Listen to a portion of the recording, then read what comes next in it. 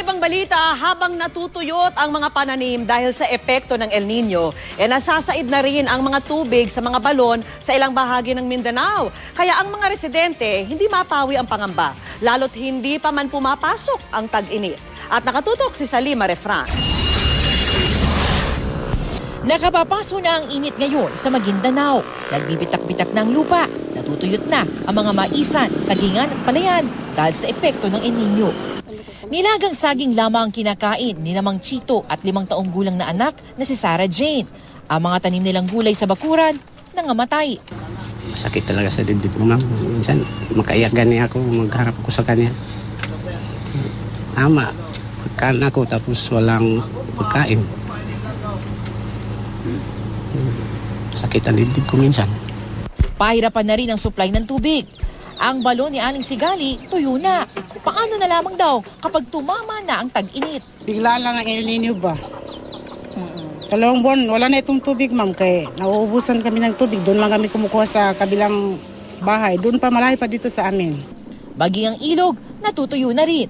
Ito yung Rio Grande de Mindanao. Ito yung pinakamahabang ilog na dumadaan sa malaking bahagi ng Mindanao. Pero dito sa bayan ng Pagalungan sa Maguindanao, unti-unti na itong natutuyo. Kung dati-rati raw, malalim yung tubig. Saka umaabot dun sa magkabilang gilid ng Pampang. Pero sa ngayon, mababaw na ito. At katunayan, malalakad mo pa nga dahil hanggang tuhod na lang ang tubig. Wala na mga nahuhuling malalaking isda sa ilog. Paliguan na lang ng mga bata. Sa una-una lang, ma'am, yung paghuli namin ng isda, malaki ang makuha namin. Hanggang 15 kilos ang makuha namin. Ngayon lang wala na, kay maliit na.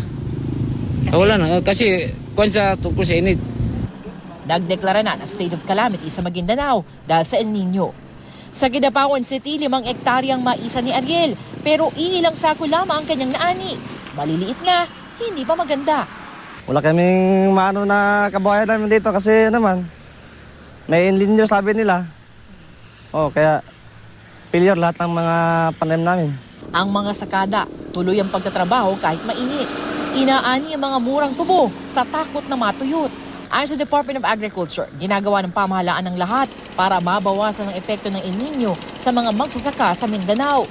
Bukod sa cloud seeding, may El Nino mitigation plan. We are now concentrating yung pong efforts papunta sa Mindanao. So nakikita po namin mas madali po para sa kagawaran. Kung yun po yung mga tinamaan, as long as they can provide us yung certification ng municipal agriculturist, so wag po silang mag-alala, may pamalitan din po kami ibibigay, libre po yan. Salima Refran, Nakatutok, 24 Oras.